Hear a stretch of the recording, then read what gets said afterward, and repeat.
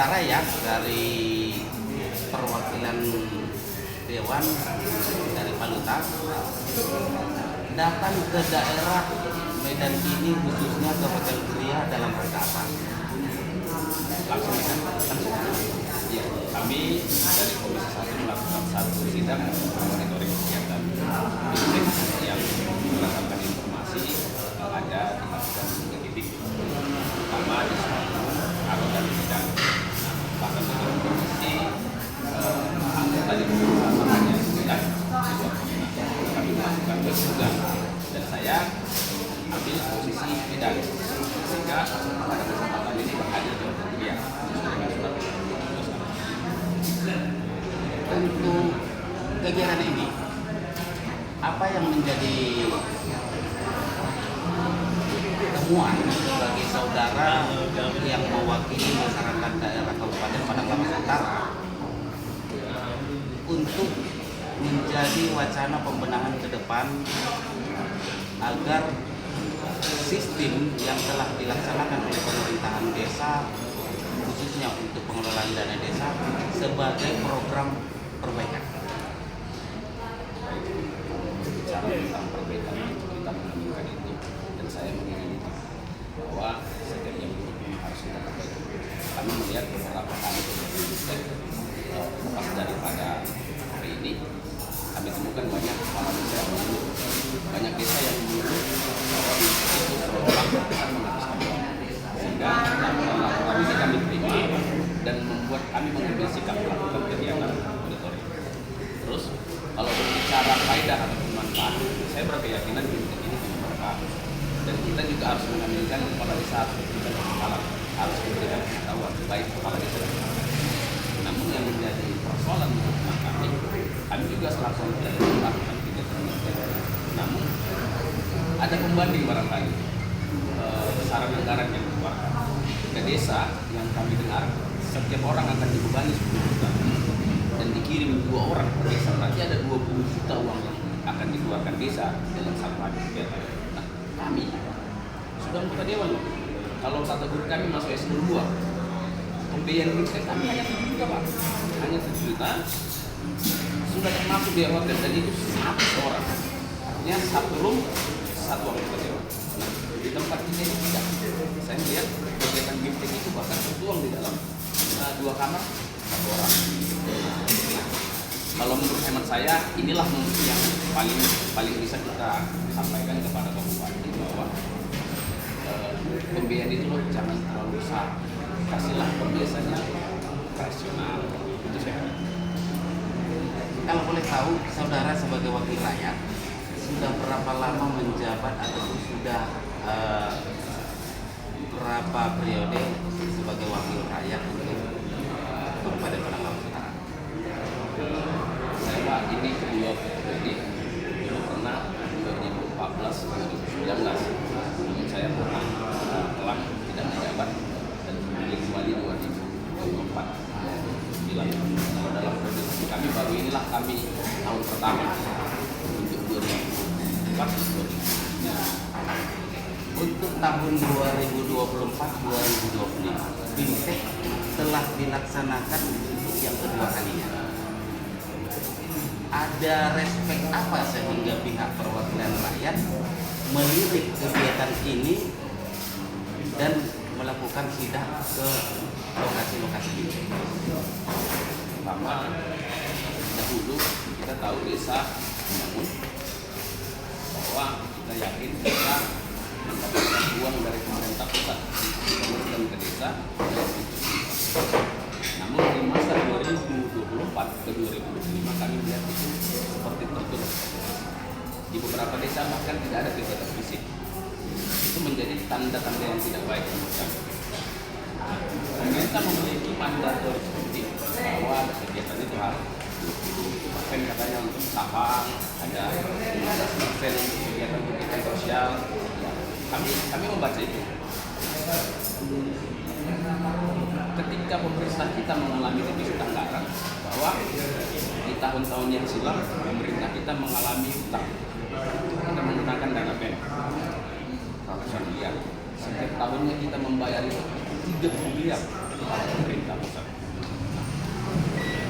Saat kita berutang, saat kita tidak punya kemampuan bayar, kenapa pemerintah kita juga tetap boros? Kalau desa membangun, berarti daerah juga mendapatkan manfaat. Andai saja begini, kita tidak harus waktu, tapi kita pangkas pembiayaannya, kita sedikitkan kegiatannya, kita alihkan itu anggaran tentu lebih bermanfaat pada daerah. Saya pikir sederhana Pak, nggak banyak yang dapat disampaikan.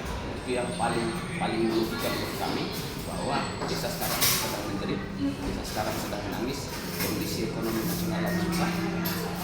Kalau bisa dengan desa ini memang harus dibangunkan dalam fisik sehingga bermanfaat kepada masyarakat.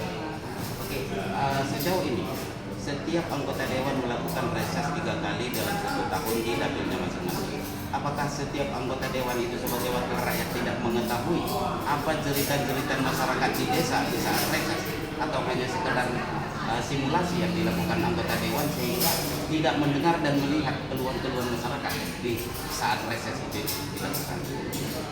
Kalau reses itu ya kami mengalami masa itu 3 kali tahun. Sekarang reses pertama di akhir tahun, kemudian di bulan 4 dan bulan 8 atau bulan 9. Jadi ada 3 kali kegiatan dalam tahun. Namun perlu kita catat bahwa reses ini sifatnya mendapatkan aspirasi atau mencari hal-hal yang diinginkan masyarakat kita secara langsung. Tapi di dalam kegiatan reses sering teman kita tidak membahas itu.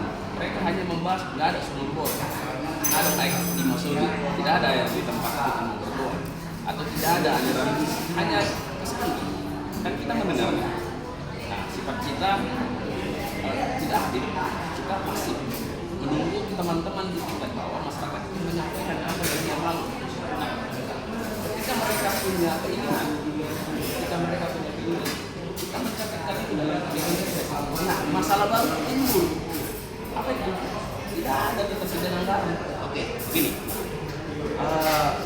Kalau Anda katakan sebagai wakil rakyat hanya menunggu, padahal rakyat itu menitipkan kepada Anda sebagai wakil agar mengejar dan mengawal sebagai lembaga yang dititipkan di internal pemerintah, sebagai pengawas, sebagai pengamat, sebagai penganalisis, dan lain-lain.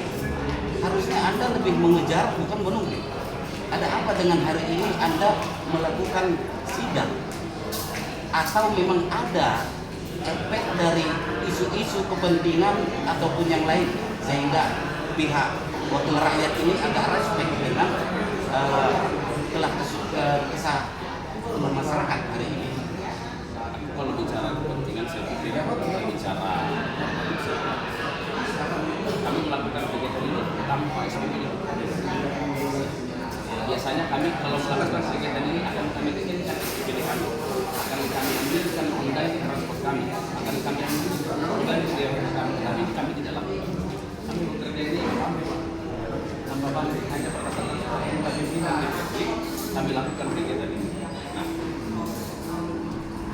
kalau katanya, oh kamu baik sekali dalam hidup, oh bukan begitu. Pertama ini adalah situasional kita di masa sekarang.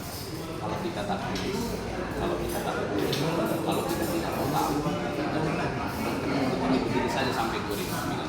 Itulah keinginan kami dari 2021, bagaimana kita melalui Komisi 1 dapat memberikan arti yang membahas kepada masyarakat.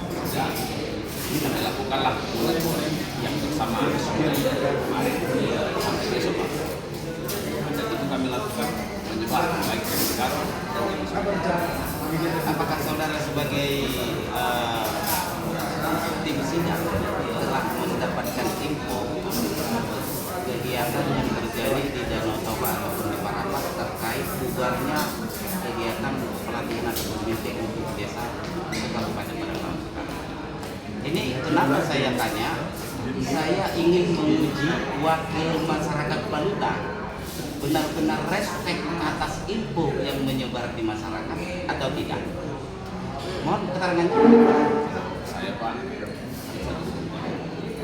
kami membantu ada yang taruh saya nggak akan bercerita apa yang saya akan ceritakan apa yang saya lihat. Nah, saya tadi sudah melakukan sidang dan cek tadi kondisi hanya banyak kesempatan. Jadi kalau bicara kehadiran seseorang, saya tidak bisa menjawab tentang apa yang siapa yang bisa orang yang ada. Cuman dari kegiatan tadi sedang berlangsung ada beberapa desa yang sedang memberikan ilmunya bisa menjadi. Oke, terima kasih bersama saya Aidrus Regar, reporter Nusa Media dengan Bapak siapa? Henry Silalahi. Henry Silalahi, Komisi 1 ya, DPRD Palura. Saya mengkonfirmasi saudara hanya ingin mengambil suatu momen agar masyarakat bisa menilai inilah wakil-wakil kalian. Yang kalau kalian dibayar, beginilah bayaran yang kalian hasilkan. Kalau kalian membayar, beginilah yang kalian bayar, yang kalian hasilkan. Hanya itu yang menjadi harapan bagi saya. Mudah-mudahan ini jadi penilaian bagi masyarakat Palura bagaimana panorama yang menjadi kesudahan bagi wakil-wakilnya yang telah didudukkan dan ditempatkan di rumah yang telah mereka bangun. Terima kasih atas waktu saudara sebagai anggota DPR. Saya minta izin, ini saya terbitkan di Nusa Media. Boleh Pak.